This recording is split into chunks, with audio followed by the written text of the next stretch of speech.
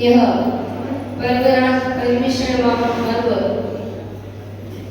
जो कि आप लोग जिसे बोलते हैं पर्युषण, राजस्थान में इसको बोलते हैं पर्युषण।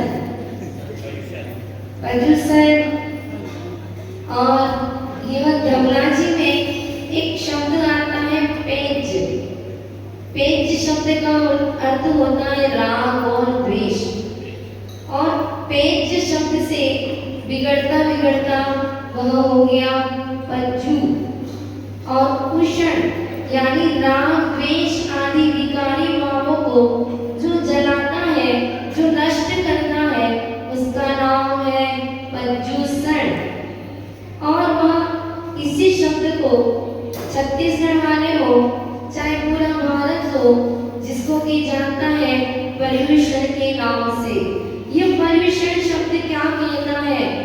परि असमर्था उष्णति दह्यन्ति आत्मानि अष्टकर्माणि इति पर्युषणम्।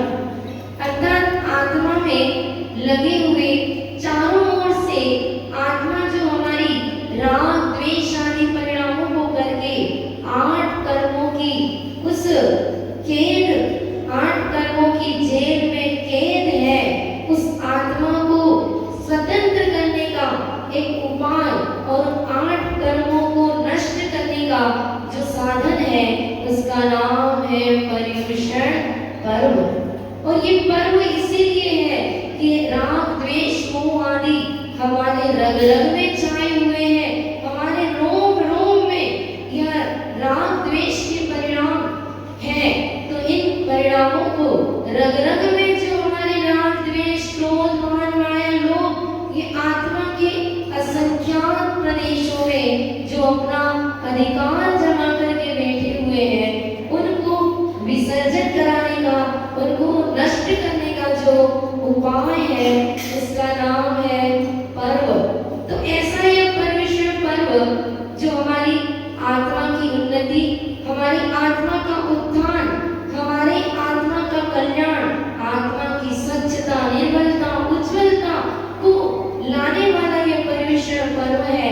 यह सामान्य पर्व नहीं है, इसलिए इसको पर्व राज भी कहा जाता है। यह पर्वों का राजा है।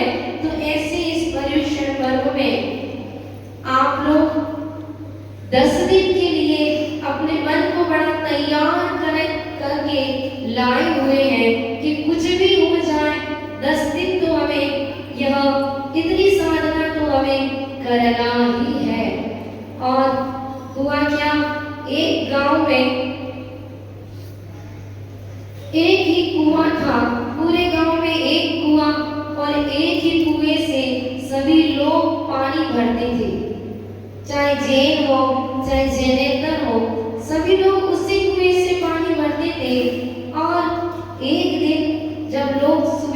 पानी भरने गए, आसपास वृक्ष भी थे तो पत्ती आदि भी उसमें गिर जाती थी, कचरा तो रहता ही था, लेकिन स्वच्छ पानी था, मीठा पानी था।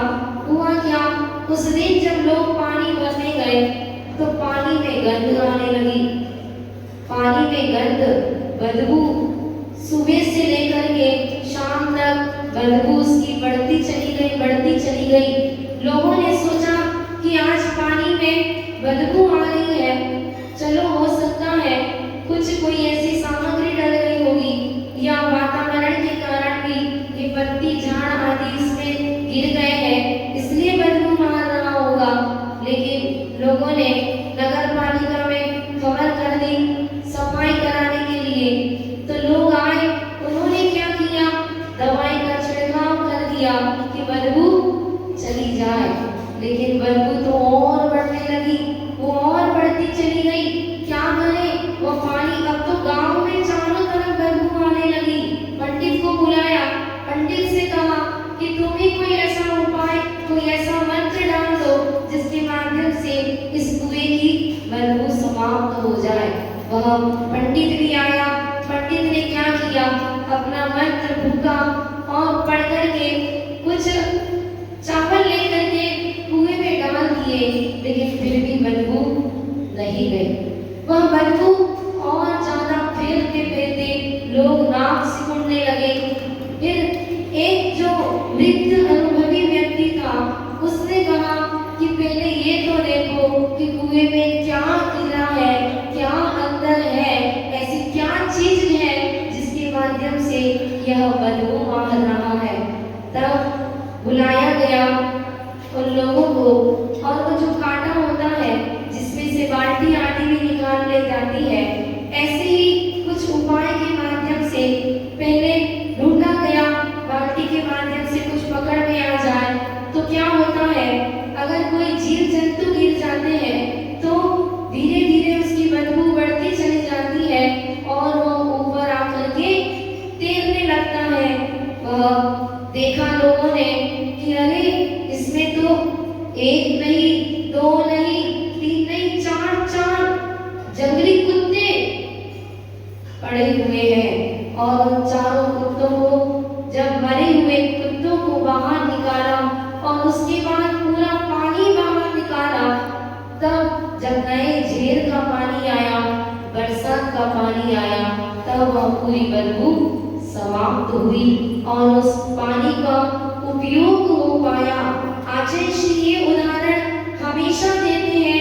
आचार्य श्री कहते हैं व्यक्ति अपने जीवन में क्रोध, वो चार कुत्ते चारों कुत्ते लड़ते क्या हुआ, कुएं में गिर गए थे, कोई देख नहीं पाया, अंधेरे में कुत्ते गिर गए।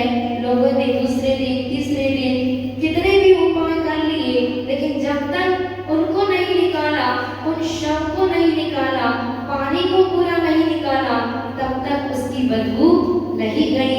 तो आचार्य भगवंत भी कहते हैं कि जब तक हमारे आत्मा में ये क्रोध, मान, माया, लोभ रूपी ये चार खतरनाक, यह जो हमें क्या बना देते हैं, समय पे हमें भी लड़ा देते हैं, हम भी वैसा ही करने लग जाते हैं, एक दूसरों से लड़ने लग जाते हैं, भिड़ने लग जाते हैं, राग द्वेष मोह कर लेते हैं। तो ये चार कषाय, वह कल आपने सत्य सुन लिया था कि सत्य आखिर क्या है, और वो सत्य सामने कब आता है, जब वो चार कुत्ते बाहर निकाले गए, पूरा गंदगी वाला पानी बाहर निकाला गया, तब वह मीठा पानी पीने योग्य हुआ। ऐसे ही हमारे आत्मा का सत्य हम पाना चाहते हैं, हम अपने सत्य को पाना चाहते हैं। सत्य क्या है, तो सत्य ही शिव है और शिव ही सुंदर है। आप लोग बोलते हैं सत्यम शिवम सुंदरम, ये सत्य ही शिव है और शिव ही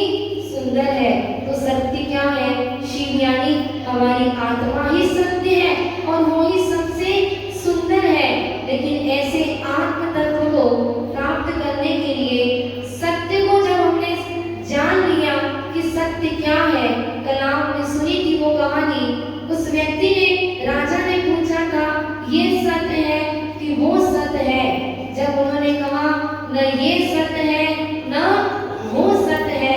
और राजा को ज्ञान हो गया तो वो आज चल देता है। वो सोचता है सत्य जब है ही नहीं संसार में, आंख नीची आंख खुली सपना गया, आंख नीची अपना गया, और जब आंख फिरी तो दफना गया। इतना ही ये कहानी है जीवन की। और जब सोता है तो सपने देखता है, जागता है तो सपना देखता है, लेकिन जब आंख फिर जाती है तो सपने और अपने सब यही छूट जाते हैं, मात्र जाता है तो वह किया हुआ कर्म ही व्यक्ति के साथ जाता है। आज बात आती है संयम की। वो राजा संयम की ओर बढ़ जाता है। उसको पता चल गया कि सत्य क्या है। आप लोग जानते हैं ये संयम कोई कठिन भी नहीं है और संयम पालन करना सरल भी नहीं है। जो जितना कमजोर होता है, वह जिसका मन जितना कमजोर होता है, उतना वह संयम उसके लिए कठिन होता है। लेकिन यदि व्यक्ति अपने जीवन में मन को यदि मजबूत कर ले तो वह मन के माध्यम से संयम भी पल जाता है। आज आप पूजन में पढ़ोगे काय चहु प्रतिपाल पंचेंद्रिय मन वश करो। ये 5 इंद्रिय और मन सबसे ज्यादा ये 4 कषायों को कराने वाला भी मन ही था, और 5 पापों को भी कराने वाला मन ही है। और ये 5 पाप जो दिन रात संसारी प्राणी करता है, वो कहता है मैं क्या करूं, मैं नहीं चाहता लेकिन फिर भी हो जाता है। तो कैसे हो जाता है? तो सुनेंगे आप कि हम अपने जीवन में नहीं चाहते हुए भी कैसे पाप कर जाते हैं। एक राजा जिसने कि अपने राज्य में ऐलान करा दिया कि मैं 100 मोहरे दूंगा जो मेरे बकरे को भरपेट भोजन करा देगा। लाइन लग गई, लोग आ गए बकरी को ले जाने के लिए, लेकिन उन्होंने शर्त रख दी कि जो भोजन करा के लाएगा बकरी का पेट भरा हुआ दिखना चाहिए और वापस शाम को मेरे ही वापस राजमहल में आना चाहिए, और यहाँ मैं घास रखूंगा उसके सामने। और यदि उसने खा ली, पेट भरने के बाद भी उसने खा ली, तो मान लेना उसको कारावास मिलेगा, उसको जेल में आजीवन कारावास की सजा दी जाएगी। लोगों ने एक तरफ 100 मोहरे प्राप्त करने का लोभ और दूसरी तरफ कारावास का डर। करें तो करें क्या? 100 मोहरे प्राप्त करने के लिए लोगों ने लाइन लगाई। पहला व्यक्ति लेकर के गया, दिन भर इसको बहुत खिलाया, शाम हुई राजा के पास लेकर के आया, घास रखी और फिर से खाने लगा। और जैसे ही उसने घास खाना चालू कर दी तो वह उस व्यक्ति को जेल हो गई, कारावास में बंद हो गया।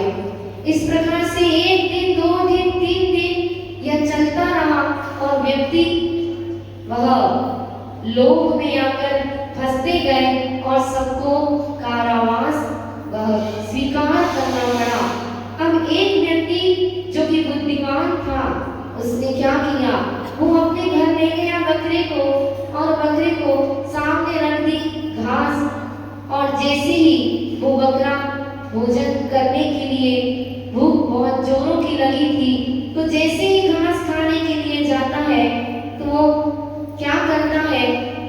मालिक वह एक चाबुक ले लेता है हाथ में, और जैसे ही वो बकरा घास खाने के लिए जाता है, उसकी आंखों के सामने चाबुक दिखाता है और उसको मारता नहीं है, लेकिन मारने की एक्टिंग करता है, और वह बकरा वापस पीछे आ जाता है। ऐसे जब भी उसने घास की तरफ अपना मुंह बढ़ाया, उसने ऐसा ही किया। वह 7 दिन की मोहलत हर किसी को मिलती थी, इसको भी 7 दिन दिए थे। इसने 7 दिन यही किया। क्या किया? उसको वह दिखा देता था चाबुक, जैसे ही चाबुक दिखाता वह डर जाता भी मार पड़ेगी। पहले दिन थोड़ी सी मार पड़ी तो वो डर गया। अब वो राजा के पास लेकर के गया। राजा ने कहा, देखा तो बकरी का तो पेट और पीठ एक हो गई थी, कुछ भी खाया पिया नहीं था उसने। वो सोचता है आज तो इसको बिना देखे ही कारावास देना पड़ेगा, ऐसा लग रहा है। तो राजा ने फिर भी परीक्षा के लिए घास सामने रख दी, और जैसे ही घास सामने रखी तो वह बकरा 7 दिन का भूखा वह जाने को हुआ, और इतने में चाबुक दिखा दी तो पुनः पीछे आ गया। उसने घास नहीं खाई तो व्यक्ति इनाम को जीत गया। उसने क्या कर लिया, वो 100 मोहरें भी प्राप्त कर ली, और वह राजा की दृष्टि में बहुत बड़ा बुद्धिमान सिद्ध हो गया। बंधुओं, हम भी तो यही कर रहे हैं। हम इन 5 इंद्रियों के वशीभूत होकर के इस मन के ऊपर चाबुक नहीं लगाते।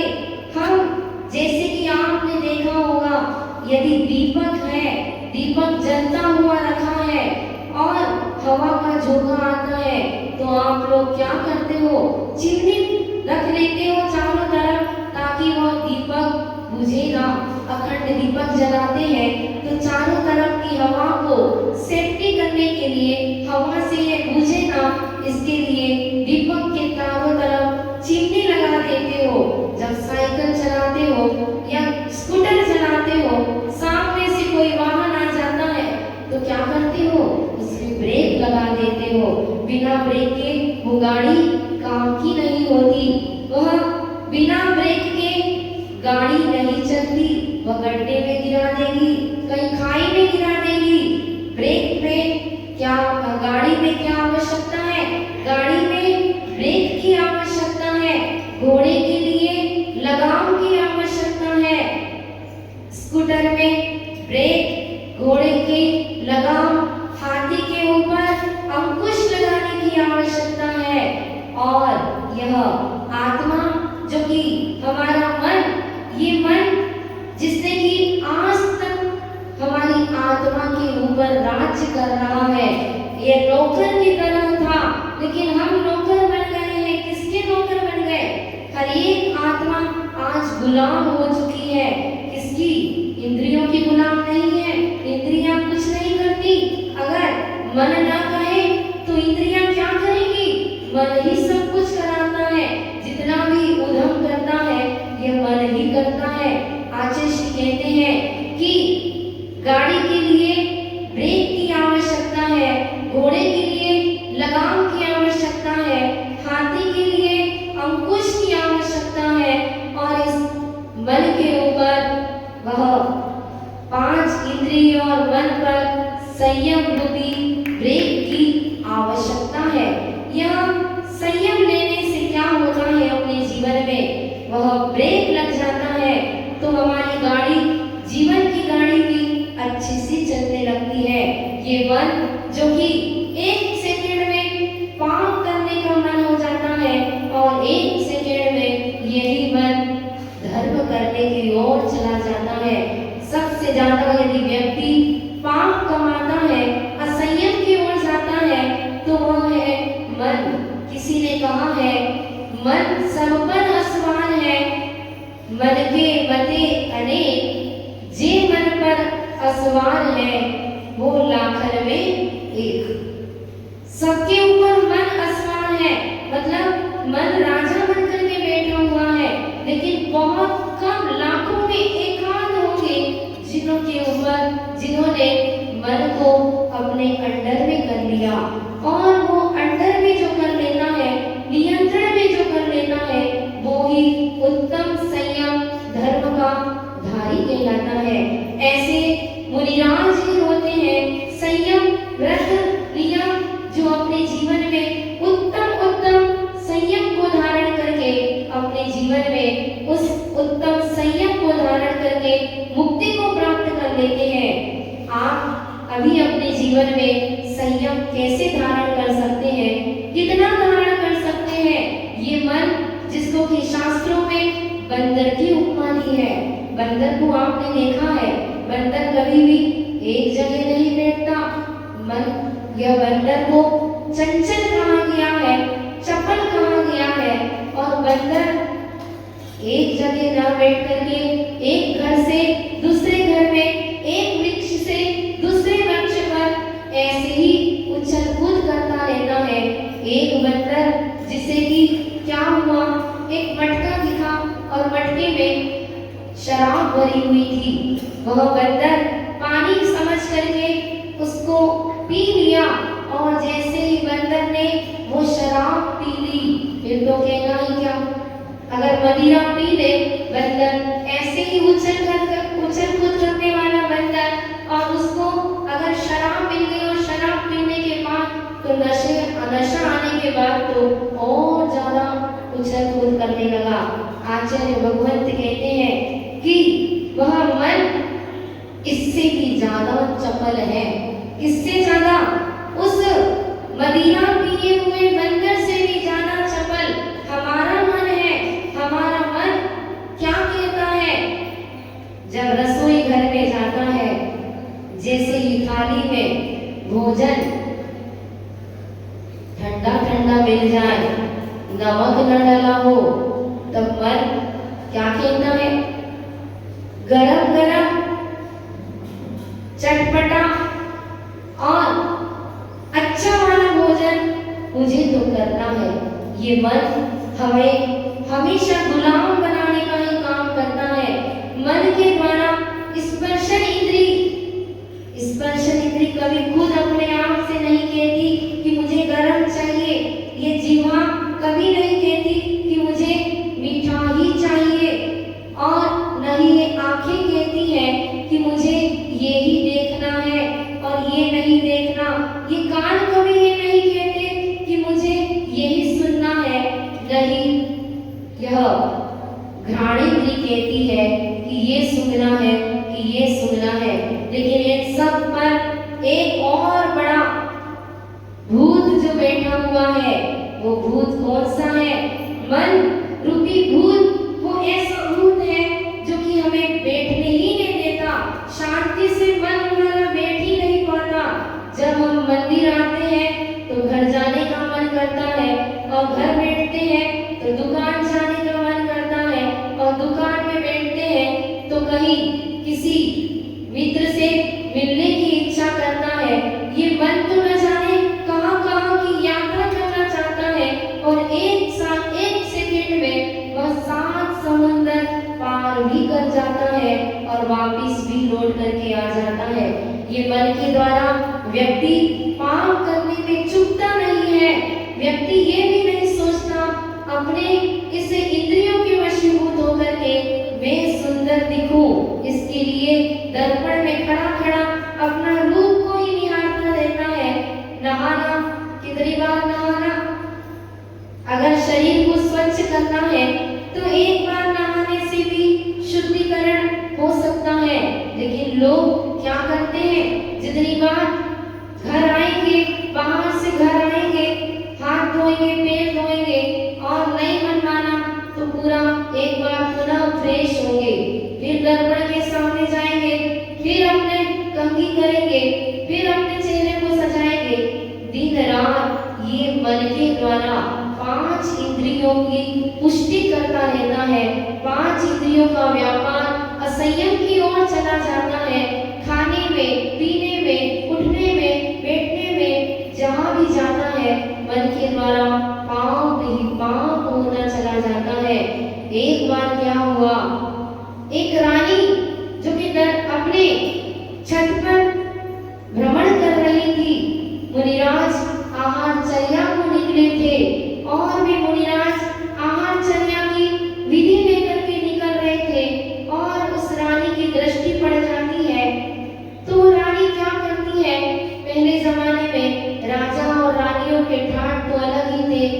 पान खाते खाते वह घूम रही थी छत पर, और महल के ऊपर से उसने देखा कि नीचे, मन ने कह दिया कि नीचे देख लो क्या हो रहा है। जैसे ही नीचे दृष्टि पड़ी, मुनिराज दिखे मुद्रा लिए हुए। अरे ये क्या, मुझे जिसको नहीं देख रहा था वो ही दिख गया, और मुंह की थूक वह उनके ऊपर फेंक दी। और उन्होंने घृणा के साथ, रानी ने घृणा करके वह पीक, मुंह में पान की पीक जो थी वो मुनिराज के ऊपर जैसे ही गिरी, मुनिराज ने अलाप समझ करके समता परिणाम से वहां से जाकर के ध्यान में बैठ गए। लेकिन यह जो उन्होंने उस रानी ने उससे घृणा की थी, वह क्या हुआ, जैसे ही 2 या 3 दिन हुए वह पूरा शरीर कुष्ठ रोग से ग्रसित हो गया, और वह रानी बड़ी असहनीय वेदना के साथ मरण को प्राप्त करती है। वह अब क्या बनती है, मर करके गधी बनती है, और गधी बन करके बोझा ढोने का काम करती है। फिर वह पाप कर्म उसे कहाँ ले जाता है, गधी के बाद वह सूकरी बनती है। सूकरी बन करके आपको मालूम है सूकर क्या करता है, क्या खाता है, क्या पीता है। जितनी उसने मुनिराज से घृणा की थी, मुनिराज से घृणा करने का मतलब वह धर्म से घृणा करना, संयम से घृणा करना, और जिन धर्म से घृणा करने का फल क्या होता है, वह गधी बनी, सूकरी बनी, और भी निम्न निम्न योनियों में परिभ्रमण करते करते वह स्थावर योनियों में चली गई, और एकेंद्रीय पर्याय में चली गई। कुछ उसकी मंदकशाई हुई तो पुनः उसके जीवन में वह एक अवसर आया, और वह एक राजा के यहाँ जन्म लेती है, राजकुमारी के रूप में। और उसी नगर में जो राजपुत्र था उसके साथ उसका विवाह होता है। वह जब वहां सुंदरी, जब उसने थूक दिया था और उसको रोग हो गया, वह जब इस तरह असहनीय अवस्था में थी, तब उन्होंने पूछा महाराज से कि महाराज ऐसी स्थिति मेरी क्यों हो गई। तो महाराज ने उस समय बताया था कि तुम्हें क्या करना है, तुमने अपने जीवन में पूर्व भाव में वहां से निकल के ये दुर्गंधा बनती है। पहले वह राजा की पुत्री तो बनती है, लेकिन दुर्गंधा बनती है, और ऐसी दुर्गंध आती है उसके शरीर से कि वह लोग नाक सिकुड़ने लगे। वह राजा अपने घर में उस लड़की को नहीं रख पाया, राजकुमारी को नहीं रख पाया, उसको गांव से बाहर, शहर से बाहर, अपने राज्य से बाहर भेज देता है। और वो दुर्गंधा क्या स्थिति बनती है उसकी, वो लकड़ियां बीतती रहती है, और लकड़ी बीतते बीतते अपना जीवन यापन करती है। एक दिन समाधि गुप्त नाम के मुनिराज वहां पर बैठे हुए थे। वह उसके मन में आया, उसकी वो ऊर्जा, शक्ति और पूरा ऑरा उस दुर्गंधा को अपनी ओर खींच रहा था। वहां लोग दर्शन करने जा रहे थे तो वो भी चली जाती है। वो दुर्गंधा पूछती है कि महाराज मैंने ऐसा क्या पाप किया था पूर्व जन्म में जो आज मुझे कोई भी नहीं चाहता है। सब लोग मुझसे दूर रहते हैं, सब घृणा करते हैं, और मेरे शरीर से इतनी दुर्गंधी आ रही है कि मैं भी सहन नहीं कर पा रही हूँ। आखिर इसका कारण क्या है। मुनिराज ने, जो अवधि ज्ञानी थे, मुनिराज ने कहा कि तुमने कई बहु मिलने रानी की पर्याय में तुमने एक मुनिराज के ऊपर अपने अहंकार में आकर के वह नग्न मुद्रा से घृणा की थी, और तुमने उनके ऊपर पान की पीक थूक के रूप में डाल दी थी। इसी वजह से तुम वहां से निकल करके गधी बनी, सुकरी बनी, और न जाने कितनी कितनी नित्य पर्यायों को प्राप्त करके तुम स्थावन और योनियों में पृथ्वी, जल, अग्नि, वायु, वनस्पति की पर्यायों को धारण करके कुछ मंद कषाय का परिणाम हुआ तो तुम आज दुर्गंधा बनी हो। लेकिन अभी भी तुम्हारा पाप धुला नहीं है। वो कहती है महाराज मैंने, अब मुझे ऐसा कोई उपाय बता दो जिसके माध्यम से मैं अपने जीवन में कुछ अच्छा कर सकूं। तो महाराज ने कहा कि तुम्हें ये भादो सुद की आज 10वीं है, इस 10वीं का तुम व्रत करो और 10 वर्ष तक उपवास करना और आज के दिन ब्रह्मचर्य का व्रत का पालन करके उपवास करके अपना दिन भर मंदिर में भजन पूजन कीर्तन करते हुए व्यतीत करना और वह रात्रि भी भगवान की भक्ति करना। इस प्रकार से 10 वर्ष तक ये सुगंध दशमी का व्रत तुम करोगी तो तुम्हारे जीवन में ये पाप क्षय हो सकता है। और हुआ क्या, उसने दुर्गंधा होकर के भी कुछ नहीं था उसके पास, लेकिन भाव थे, भावों से उसने जितना मन पड़ा उतना उसने किया।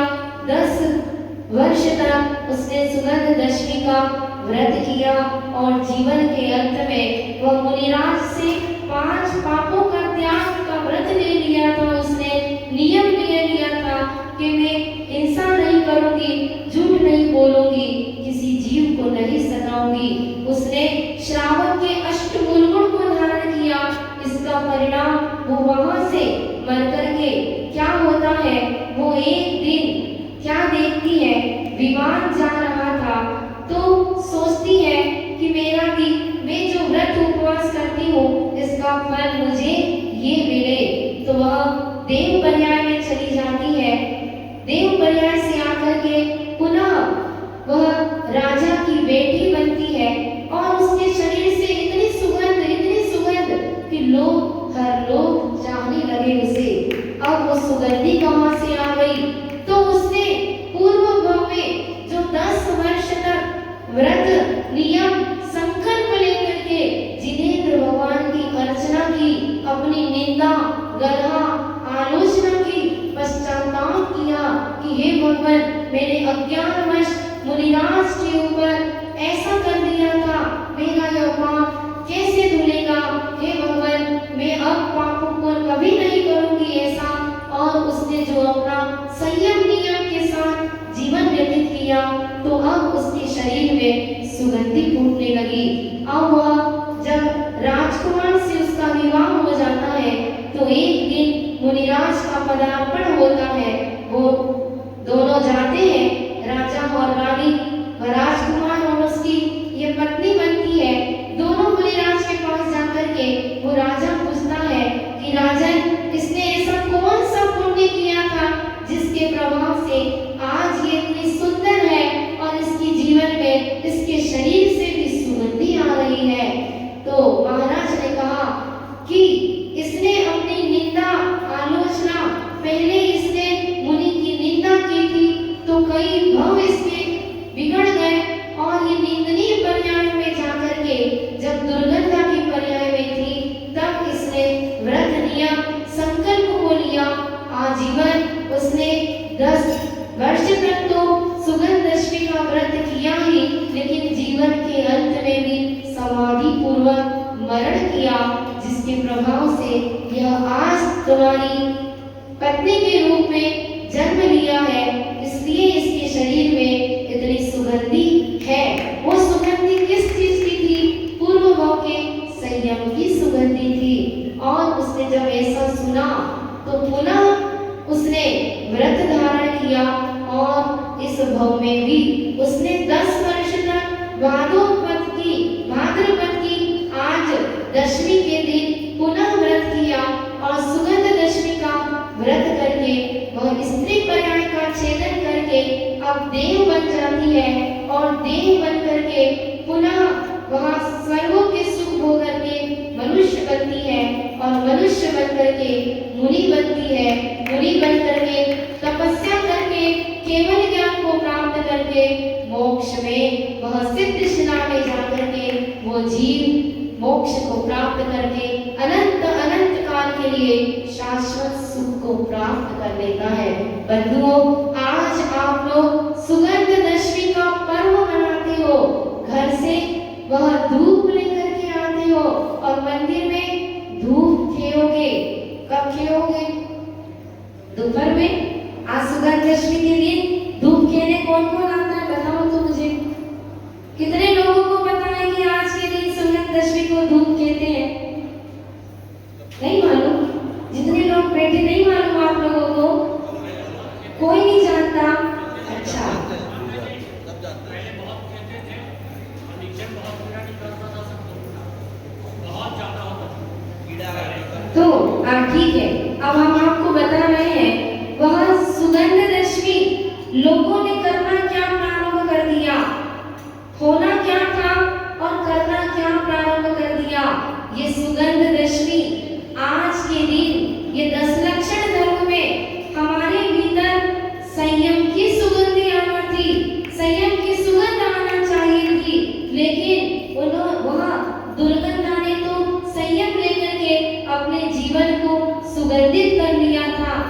लोगों ने क्या किया कि धूप लेकर के मंदिर जाने लगे और धूप घट बना करके उसमें आग जला करके और धूप खेने लगे और वह एक प्रथा जैसी चल गई। लेकिन यह प्रथा हमें समझने की बात है, यह धूप घट क्या है, हमारा यह आत्मा, ये शरीर, ये मनुष्य पर्यायी धूप घट के समान है और हमारे कर्मों का हमें होम करना है। तो ये संयम रूपी अग्नि को जलाना होगा, संयम तप त्याग रूपी अग्नि जला करके हमें अपने 8 कर्मों को होम करना होगा, तब कहीं हमारे जीवन में भी वह सुगंध फैल सकती है। पुराने जमाने से चलता आ रहा है, धूप खेने की परंपरा चलती है, तो मंदिर में न रख करके कई लोग बाहर भी रखते हैं और खुले में रखते हैं, जिसके माध्यम से वह सुगंधी धूप में वह सुगंधी रहती है, तो धूप की सुगंधी सब तक फैले। लेकिन कौन सी धूप की सुगंधी? वह संयम की सुगंधी सबके पास पहुंचे। ऐसा कार्य जब आप अपने जीवन में करेंगे तभी वो धूप दशमी मनाना सार्थक होगा।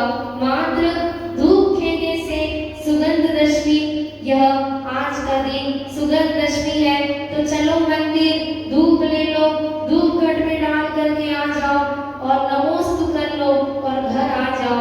इसका नाम सुगंध दशमी नहीं है।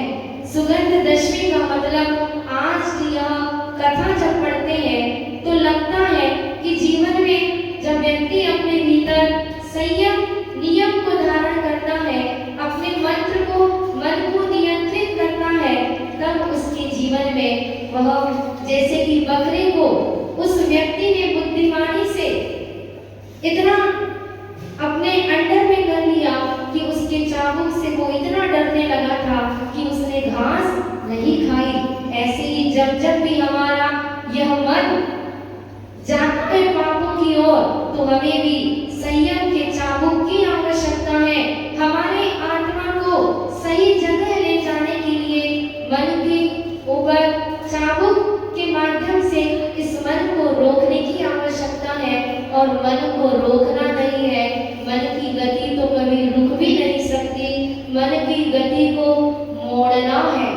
इसको मोड़ना बस है। यदि आप दर्पण में 10 बार भी देखोगे तो भी चेहरा बदलने वाला नहीं है, कुरूप से सुरूप होने वाला नहीं है। वह दुर्गंध से सुगंध पाउडर कितना भी डाल लो, कितना भी लगा लो, थोप लो, वह लेप लगा लो, लेकिन थोड़ी देर बाद ये शरीर पुनः दुर्गंध फेंकने लगेगा। इसलिए ये शरीर का स्वभाव समझ करके, 5 पापों का स्वभाव समझ करके और हमें अपने जीवन में क्या करना है, 52 नियम दिए थे आप लोगों को। हर एक घर का हर एक शिविरार्थी बनना था। कितने लोगों ने यहाँ पर वह शिविरार्थी के फॉर्म लेकर के गए थे? हाथ उठाएंगे। किसने ये फॉर्म भरा है? बाकी सबको मालूम ही नहीं है कि शिविरार्थी के वो फॉर्म थे। मैंने कहा था अपने घर के हर परिवार के हर एक सदस्य को यह शिविरार्थी का फॉर्म भरना है। घर घर का शिविर लगा था। ये शिविर के रूप में इसीलिए घर घर का शिविर लगाया था कि हर एक घर का वह शिविरार्थी बने और अपने जीवन में 10 दिन के लिए कुछ नियमों का पालन करे, संयम का पालन करे। 10 दिन के लिए ब्रह्मचर्य व्रत से रहना, 2 बार भोजन करना, रात में भोजन नहीं करना, दिन में ही भोजन करना, पानी छान कर के पीना। क्या कहें, आज की स्थिति जैन होकर के भी वह जैन के लक्षण ही नहीं बचे। ज्यादा धर्म की बात तो क्या कहे, अब तो उन जैनी के चिन्हों को ही बचा लेंगे, तभी आपका ये श्रावक धर्म आगे बढ़ पाएगा। क्योंकि महावीर भगवान तो कह करके चले गए कि दिन में भोजन, छान के पानी और नित्य देव दर्शन करना, ये 3 कार्य तो कम से कम जैनी भाई को करना ही चाहिए। एक वह सियार पर्याय, मनुष्य पर्याय नहीं, तिर्यंच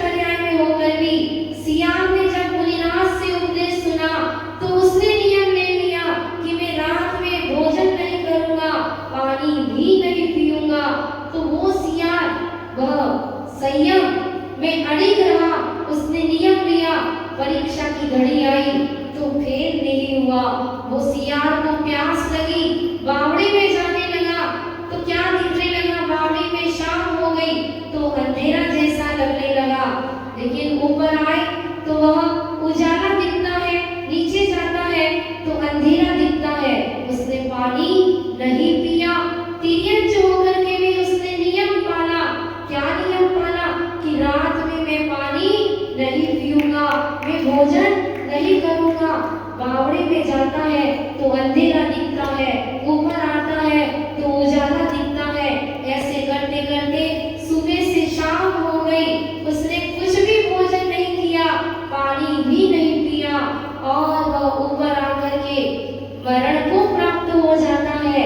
बंधुओं, उसने नियम के प्रति प्रीति रखी, प्रेम किया, उसे धर्म से प्रेम रहा तो वो आगे जाकर के प्रीतिंकर नाम का वह महापुरुष बनता है।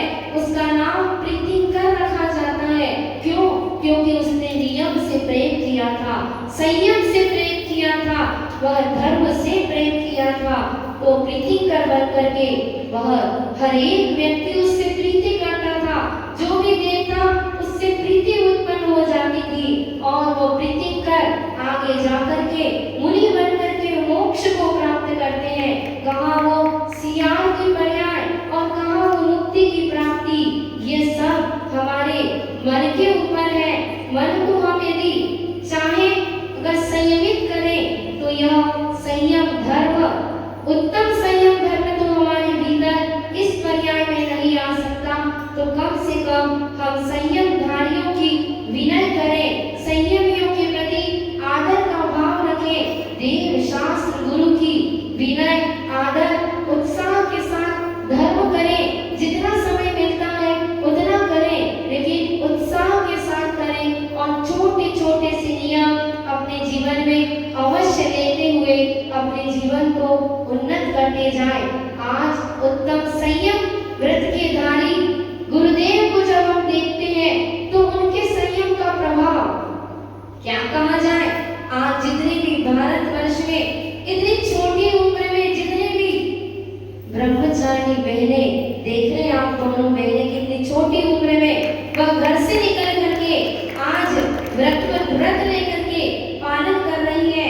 ऐसी 500 बहनों ने जो व्रत लिया, गुरु जी की संयम की मुद्रा को देख करके, उनके आचरण को देख करके आज हर घर में संयम बढ़ रहा है। लोग संयम नियम व्रत से रह रहे हैं। ये किसका प्रभाव है? गुरुदेव के संयम का प्रभाव है।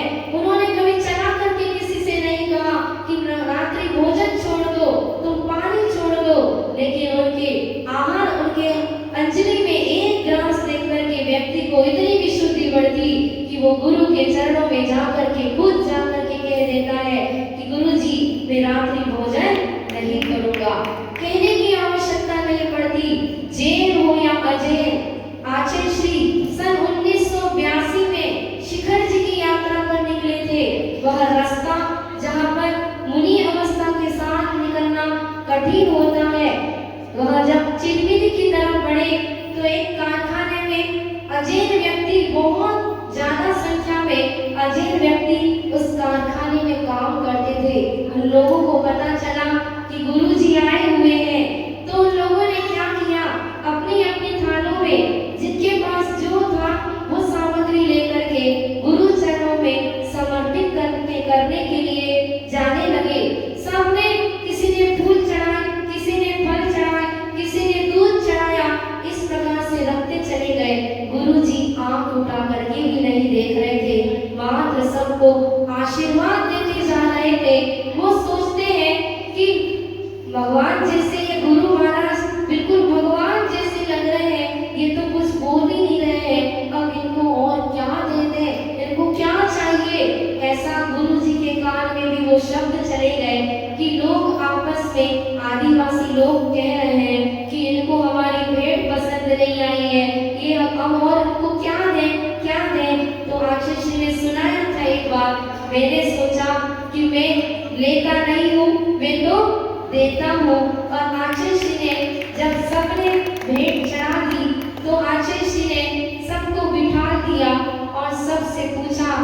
आप लोग आदिनाथ भगवान के वंशज कहलाते हो, आप आदिनाथ भगवान की संतान कहलाते हो।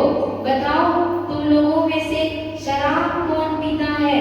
तुम लोगों में से यह जो भी चीजें होती है वो आप सब समझ गए होंगे। किसी ने शराब का त्याग किया, किसी ने पूरे मांस का त्याग कर दिया। इस प्रकार से जितने भी आदिवासी लोग गुरु जी के दर्शन करने आए थे, उन सब ने कुछ न कुछ त्याग करके अपने जीवन को सुंदर बना लिया और वो आज कितने सुखी होंगे वो तो वो ही जानते होंगे। तो ये संयम, नियम, संकल्प अपने जीवन में जो भी जितना लेता चला जाए उतना कम है।